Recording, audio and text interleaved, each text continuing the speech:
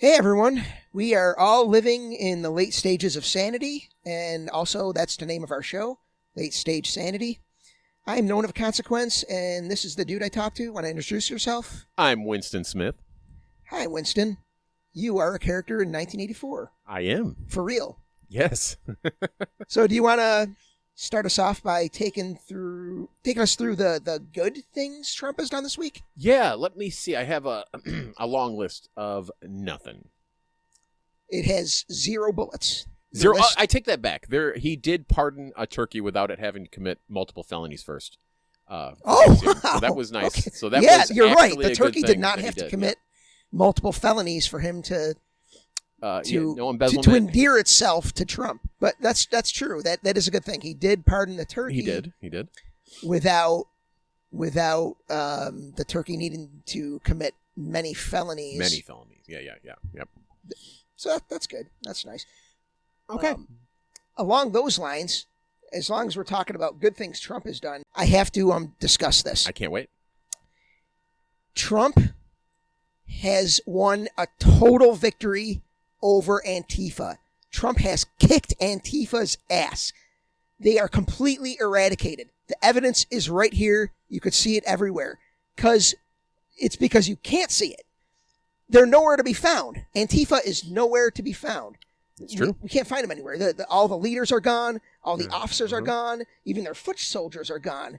The entirety of their hierarchical ranks have been obliterated. Yep. Their headquarters are gone. Their training grounds are gone. No local chapters are to be found. Like, if you want to sign up, you want to go find your local Antifa cell to sign up for Antifa, you can't because it's not there because Trump has destroyed them. And I mean, he destroyed their communications infrastructure. Okay. You know, you don't see any of their pamphlets around anymore. And those encrypted internet channels that they were using, those are all gone. Those have been destroyed. All because Trump has kicked their ass. Okay. And that's yeah. And I'm gonna keep talking about this. I want to tell you. Okay. I want to tell you how he kicked their ass because, dude, I don't like to brag, but I'm something of an expert in fake wars against fake opponents. Oh, okay. I have a fake imaginary degree in that. Let me tell you how the MAGA forces have achieved total victory over Antifa. Okay. I mean, if you have to. All right. So here we go. First, the MAGA forces used coding in computers to monitor Antifa communications. Okay? Okay. Then they use that to identify Antifa leaders and destroy them. And then they identify the Antifa headquarters and training grounds and local cells and obliterated all of them. But I don't think that and then they identify the major financial backers of Antifa, such as my imaginary friend, Mr. Piddle-Whittle, and killed them too, destroyed them too. And then after that, they finished off all the foot soldiers using anti-terrorism techniques and asymmetrical warfare. They recognize Antifa members by noticing their blue hair, their avocado toast, their meditation apps, their unused bus passes, and they also used this to find them. When they saw someone correcting someone's pronunciation of foreign foods, like, aha, that's Antifa, because they're smart, you know. And so then after identifying them, MAGA forces annihilated all of them. Okay. That's good. Dude, he killed them. He destroyed them. Total victory. I think you can probably just be. Yeah, that's good. I'd like to talk about this more because. But no, you don't have to. Now we can move on if you want. But all right. Well, can I at least tell you how Trump won the war on Christmas? More than anything in the world. Awesome, cool. It involved a genius pincer movement by MAGA forces on the Antifa pronoun brigade. Oh, that's a lot. That is a lot. That's. So I'll get into this now. Okay. So the forces. Let's move on to something else. Are you sure? Yeah, I think it's it's just he's already defeated him, so we can just let it go, I guess. Oh, okay. All right. Well, Well, he won the war on Antifa, and he won the war on Christmas. Oh, So, well, of course. Good job. Of course. Good job to our That's glorious all we really leader. need in this country. It was too much Christmas war. He won. Yeah. So the troops can come home. Only other thing I really wanted to talk about today is Pete Hegseth. I really like him too. Yeah, he's fucking great. So here's the thing about Pete Hegseth. People are criticizing him. Mm-hmm. They're raising all these like minor objections, like like he's not qualified, or like a decent human being, or passable human being, or someone who wouldn't take over fucking hell. These minor things. But here's what I'm going to say about Pete Hegseth, and I mean this sincerely from the bottom of my heart. He's doing really, really well for a 12-year-old boy. Yes. For a 12-year-old boy, he's doing great. Dude, he went in there, and he was like a boss, dude. He was like, I bet he's the most popular kid in all of 8th grade. In all of 7th grade. Dude. He was the whatever. coolest. He was cool as shit in 7th grade, man. He's probably the most popular kid in 7th grade, probably. He was fucking running that shit. I bet he was, because dude, when he got in office, and he was like all your coolest 12-year-old boys. He was like, dude, fuck this, man. It's not gonna be called the Department of Defense anymore, man. It's gonna be called the Department of War. You know what? That's way cooler, dude. It's way cooler. Seriously, dude. Like fucking A, dude. It's like think about it. Think about it, dude. It's about war fighting, right? It's not about like defense fighting. Like, we don't really fight defense. We fight war. You know what I mean? Oh yeah. Think about it. So he's like, he's like rocks, dude. He's probably the toughest kid in all of his middle school. He's that or kid. Top 3, maybe. I feel like he's that kid from Toy Story. Sid from next door who fucking destroyed all his toys. He's that kid all grown up. I think that's what Pete Hegseth is. Oh yeah, I could see that. With white supremacist tattoos. I don't know if that Sid was quite that far gone, but that thing too. Okay, yeah. I mean, that stuff. Yeah. Speaking of which, did you see the nameplate that he had at the press conference the other day with the SS secretary? What? You didn't see this? I did not. I digress. Are you that fucking kidding me? No. Like the placard and on the table. This is the same meeting that Trump was falling asleep in like 3 times. The meeting where Trump fell asleep. That one. Yeah. The most recent. Now I know. Yeah.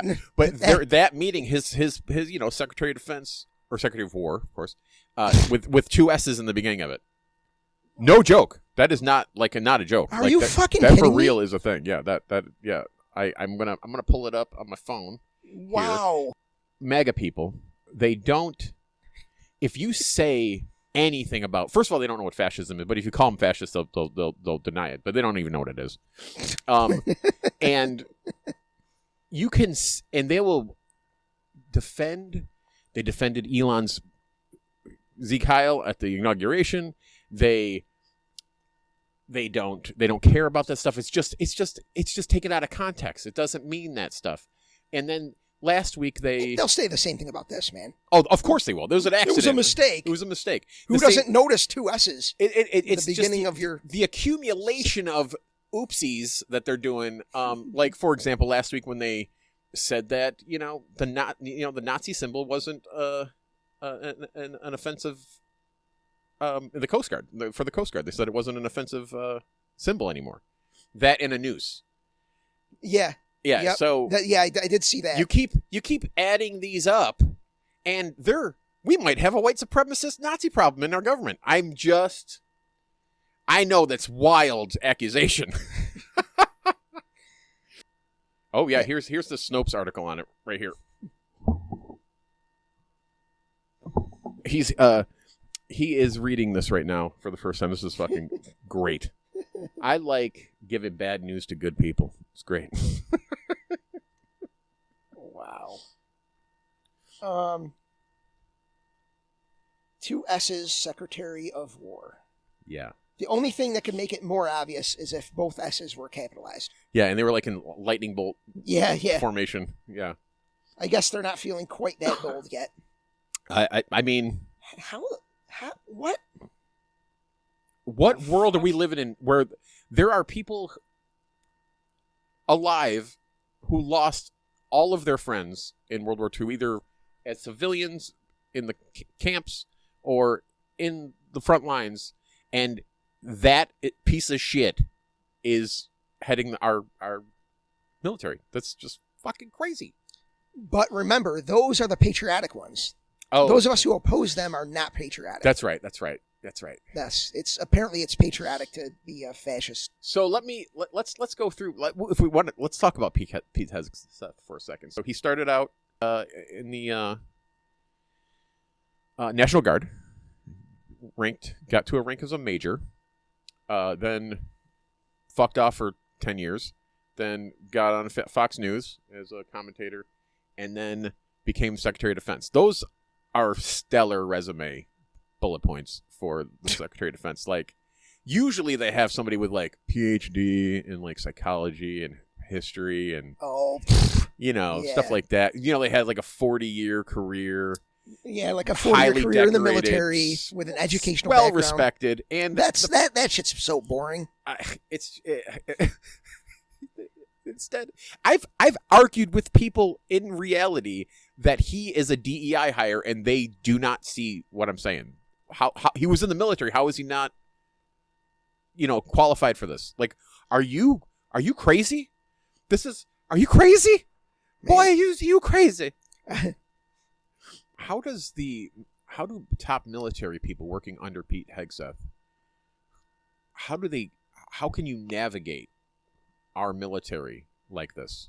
How can you take orders from that guy? You know that you're smarter than him. You know that he'll do anything that the president says. Doesn't matter what it is. And you commit war crimes on video. Like, oh yeah, the bombing of fishermen boats in Venezuela. That's nice. I mean, if they just offered any evidence that these guys are anything but fishermen, I think that they may be just any boat that they see, they just shoot at and say that it was a narco-terrorist, which is not that's brand new terms that they're using for wartime. Yeah. Of course, I mean, Trump pardoned an actual drug dealer. Exactly. This is that won't matter to his base. It doesn't matter. I've seen so many videos of people just dismissing that. Like, well, Trump said that it was a witch hunt, and so they released him. Like, but he's bombing innocent. They might not be innocent. They might be running drugs. But we don't know that. Nobody knows that. Like, we don't have any evidence. The boats they're using, my understanding is that the boats they're using can't even. Yeah, they have to refuel to Miami like 15 times or something like that to make that trip. Like, that's a long ass way, man. Venezuela is what 1,200 miles away from Florida. It's got to be. It's in South America, for Christ's sake. Like, it's on the west side of South America. Wait, yeah. I mean, it's like. These little fishing boats are going through the Panama Canal, and crossing over to the Caribbean to. But this is I think this is just part of, like we said last week, right? And this is just part of Trump's ongoing effort to obtain that Nobel Peace Prize. I don't know why it's so elusive. I mean, how many boats does he have to bomb to get this Nobel Peace Prize? I mean, he's the president of peace. They just put that out like in the last 48 hours. President of peace. Oh, okay. Like, standing on the corpses of Venezuelan fishermen is our president of peace. That's a double think. That's your double think there. Yeah, fall in line. Yeah. I don't know. How much of this did Orwell predict? I think it's like everything. We've had this conversation before where I read 1984, I don't know, when I was a teenager. And I read it again in my early 20s, and we talk about it, and I said, this is the scariest book I've ever read, hands down. Yep. And then, you think about it, and you're like, that could never happen. It's the world's too connected. You can't reduce information down to just whatever, a couple people decide is what you should learn. And it just can't, it's just not possible. But instead, they just found a way to do it with right out in the open. all the information is there for these people to see. They choose not to. It bring it in to their brain, and they've done it. They've done the impossible. They've done it. It's insane. Yep. Yeah, exactly. The doublethink. The diehard Trumpers have perfected the doublethink, the Orwellian doublethink. Oh yeah. They could just hold two completely contradictory views at the same time, and just say, "Nope, Trump is always right." Always. And as we discussed before, it's in Orwell's other book, Animal Farm. It's like the character Boxer. Yep. Well, if Trump says it, it must be correct. It must be right. That's true. Yeah. It must be true. I think that's. Oh, right. I think the quote was something like, "If Comrade Napoleon says it, it must be true." Yeah. I think that was the actual quote. I could be wrong, but yeah, it's like they are characters in an Orwell novel. Yeah, we didn't think before Trump. I never thought this could have happened. No, man. No. You can't just blatantly. You can't do this crap out in the open and retain support, but apparently you can. It's that death by 1,000 cuts thing, man. They make it normal, and then all of a sudden nobody cares. And you get the death of outrage. Yeah. You do something long enough, and it becomes daily occurrence. And ICE picked up another couple dozen people in Chicago again, and then it's just we're gonna. What's the reckoning gonna be like, man? Like how are we gonna like convince anybody to come to our country ever again? Ever.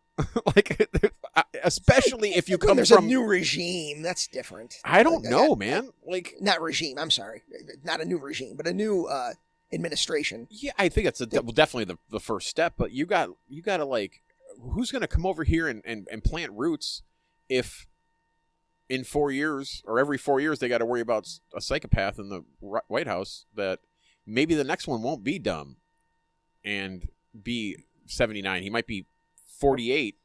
Yeah, and, a more competent. That's terrifying, man. A more competent fascist. Yeah.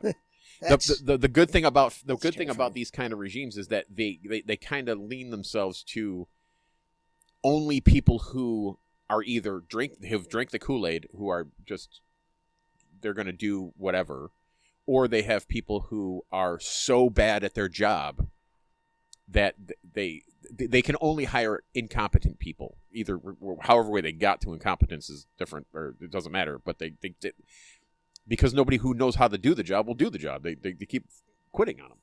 So, and he's even talked about it, how that during his first term, his advisors were telling him not to do stuff because he tried to get the most competent Republicans he could because he didn't know how to. Nobody in his circle thought he was going to win, and then when he did win, they were like, "I don't know how to be president or anything," so they have to hire people to basically teach them how to do it. And so they had legitimate Republicans, but now he knows better. He knew better this time. He hired the dumbest folks he could find who would do whatever. Every yes man. Yeah, it's just I don't know. Well, so on the bright side, Marjorie Taylor Greene. Oh, okay, yeah. I was going to say I have nothing. I got nothing. But oh no, retiring at the next month. I do like that she is at least opposing Trump in some things. I must say that I think she is a principled person. I could hate many of her views, but she's at least principled about it. Yeah, that's true. And Nancy Mace said she's going to retire and she's not seeking re-election in 2026 next year. Okay. I'd like to see more Republican retirements before the midterms. Yeah. They're talking like 30. There's a rumor that 31 Republicans in the House are going to retire, are going to resign because of Marjorie Taylor Greene. Are they going to do it before the midterms? Because if so, that's what the rumor Democrats could get the majority even before the midterms. Yeah. That would be great. Yeah. They only need to flip 3 seats. Yeah. And they did. They came within 9% percentage points in this Tennessee. Yeah, this they got Tennessee people House panicked race. about that. The GOP's panicking about that. That district, Trump won by 22%, points. and they won it by 9% now. So 13-point swing. Yeah, if you had anywhere close to a 13-point swing nationally, do you know what that's like? I mean, not that this is going to happen, but right. that's an absurd number. But if you got a 13 percentage point swing nationally in congressional races, you're talking the Democrats would have over 300 seats. Yeah. Like, not that that's not going to happen, but like if I think 9 percentage points would be. Oh yeah, a 13 percentage point swing from a country that's traditionally split pretty close down the middle. Yeah, they said that the statistics, I don't remember the exact numbers, but it was like a very high percentage of the state races for the House were settled, with 10 points or less, and of that like 25 or 30% of the races were like within 5 points. So they're already within the like that error or that window of opportunity already. It could go pretty big. We don't know. So anything that's within 5 points last race is probably going to go Democrat this time, I would bet. That would be great because of who's in power. But they got to do something with it. We can't do what we usually do, which is be the police and go, all right, everybody. For the last 4 years, everybody did whatever they wanted to and stole as much money as they wanted to and did everything they wanted to. But we're gonna fix it, but they can't do that. They have to find their spine. Yeah, I think I know we've discussed this in person before. I don't know if we did it on any of these recordings, but my biggest problem with the Biden administration was his lack of action on doing anything to protect the republic from another authoritarian, autocratic, another attempt at an autocratic takeover the way we had after Trump's attempts to overturn the 2020 election and then his actions on January 6th. That should have been the focus of the presidency. Yeah. That should have been the main focus. And yeah, he would have to also pass normal legislation. Sure, do that too. Mm-hmm. But at least rhetorically, you got to do something to protect the republic in the future. That is another good point, though, for a promising future, is that they can take the playbook that they're using right now and just go through the lines, each item they did, find the hole that because they're doing it, quote unquote, legally. So you just find the hole. It's just against tradition. We have big air quotes on this. Yeah. A lot of the stuff he's doing is against tradition and that kind of stuff. But his we can use the playbook that they have to then fix those loopholes. And if those aren't fixed, we're going to have a real problem because the next person will be better at it. They're going to get better. Look like Trump did last time. He was worse at authoritarianism his first term, and now he's better at it because he's got crazier and dumber people next to him.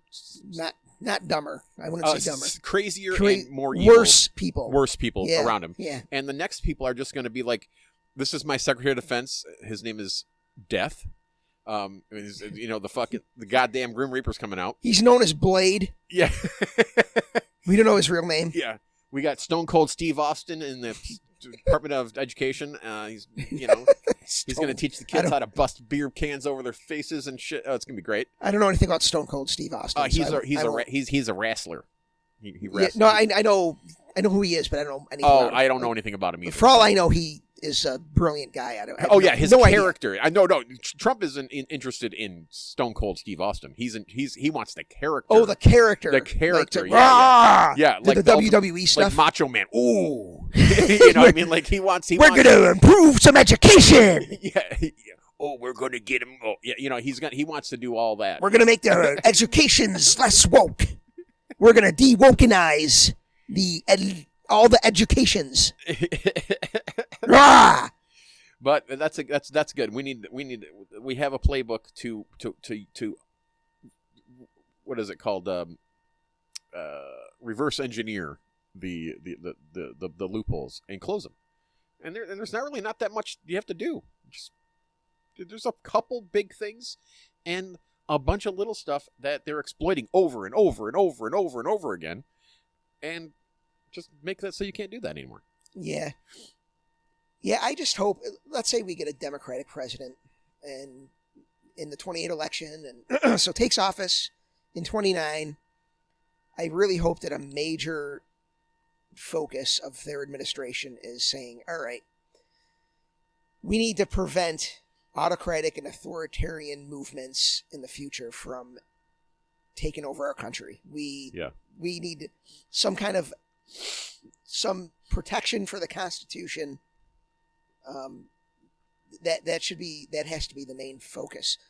And it's so easy to do politically, because if you're president and you're trying to reduce executive power, you're reducing your own power. Right. There's no ulterior motive here. So it's not only great policy because it's the only alternative to falling into a totalitarian state. Right.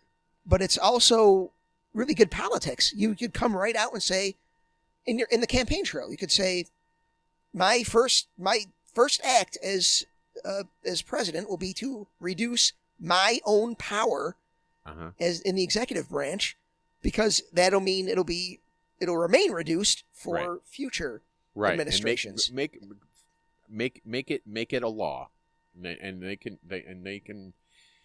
I mean, I wouldn't be surprised at the end of this presidential cycle that people are ready for a new amendment that you can't to something that you can't change easy, Yeah.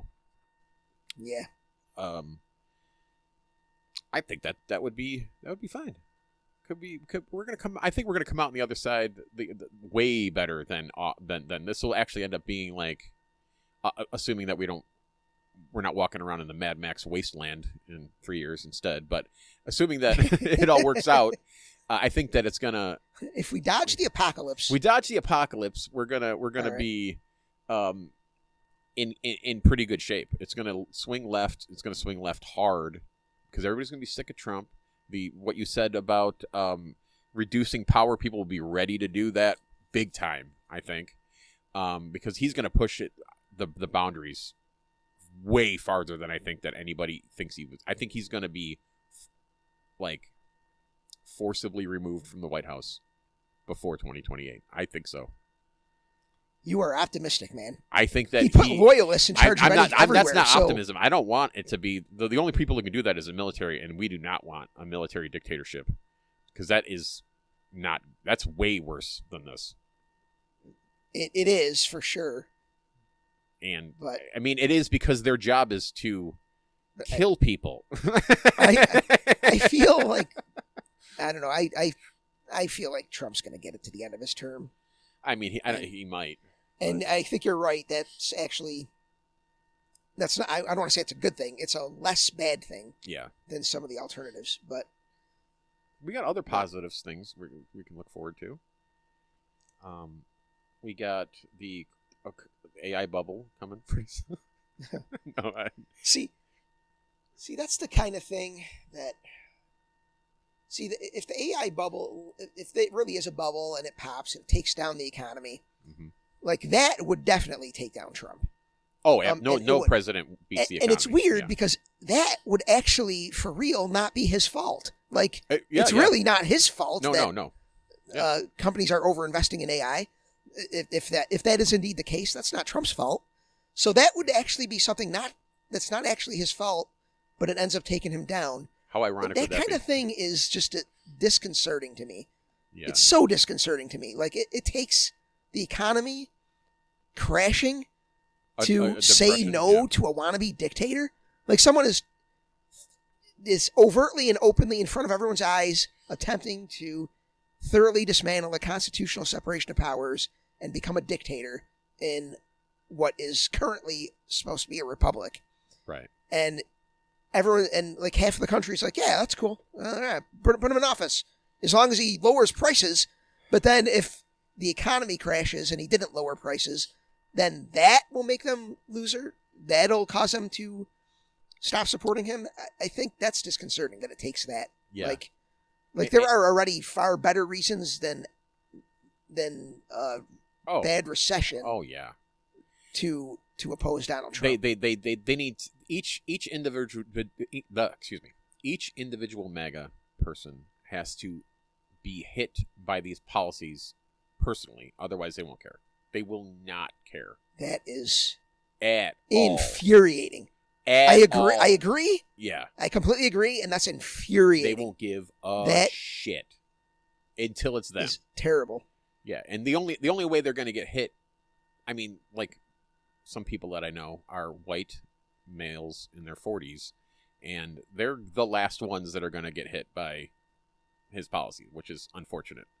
That's the last group of people, other than economically. But I mean, economically, it's that split will be by class. That's where class privilege will be. It'll be poor or not poor, and and he'll So, for example, one of the person we were talking about earlier that I play video games with, he's devout Catholic. He goes to church every Sunday or Saturday. I can't remember which one he goes to, but he goes every week. And I said, man, we got an American Pope, man, from Chicago. Doesn't like the Pope because Trump doesn't like the Pope. And of course, and I tried to say to him that they're coming for the Catholics too, dude. The Catholics are way too progressive for him. Way too progressive. True, and if the Christian right gets in office, the hardcore evangelical Christians are not down with Catholicism. No, they don't like that at all, and he doesn't know. But but now they're going to start the war on Catholicism here pretty soon, I'm sure, and because the Pope is saying things like you should be nice to people, and his MAGA is taking offense to that, like literally, like fuck you, Pope. Like, so MAGA is taking offense to that because God forbid there's a Pope who like pays attention to what Jesus said and not who'd have thunk it what these Christian right leaders say. So that's happening. But even traditionally, like we're talking about the entire history of our country, the most hardcore white evangelical Christians are Protestants who are not happy with Christians. I mean, the KKK was always just as against Catholic. Did I say Christians? I meant Catholics. Right. Specifically Catholics. They have not been happy with Catholics throughout the course of our history. The most hardcore, the most ardent evangelical Christians have not been. The KKK was just as opposed to, maybe not just as opposed, maybe not to the same degree, but they were also opposed to Catholics. Yeah, that was on their list of. And it's not a coincidence that our first Catholic president was until 1960, 61. Right. You know what I mean? Yeah. And then we've only had Joe Biden was the second one, right? I think so. Yeah, because I think John Kerry would have been. If he won. Yeah. So we've had only two Catholic presidents. Yeah, and you had to be like basically Kennedy was like. I don't even know how else to say this. He had that magic that Obama had where he just made everybody excited about, him. Yeah. He did. And Kennedy had that too. It took that level of, you can't just have a normal Catholic. You gotta, you know what I mean? You have to be a superstar to do. And he doesn't understand, like my friend doesn't understand that he will not, if given the opportunity, in a few years, he will not be allowed to be Catholic in this country. You will not, or Catholicism will have to change to white nationalism and yeah, I mean that's not going to happen. But no, but I mean, but if given if that's what they want, that's their end goal. Yeah, the Christian right leaders, and at this point, even Trump, because of his animosity towards the Pope at this point. That's what they want, yes. Yeah, I mean, that's not going to happen. No, I mean, not. I mean, it would have to be really, really. This would be 20 years from now. On their their greatest wish list. That would absolutely, happen, but anywho, I think we're pretty close to time here. Are we at it? We're having so much fun now. Well, thanks for listening to our conversation today at Late Stage Sanity. In the actual late stages of sanity. For Winston Smith, I'm known of consequence, and we are out. See you.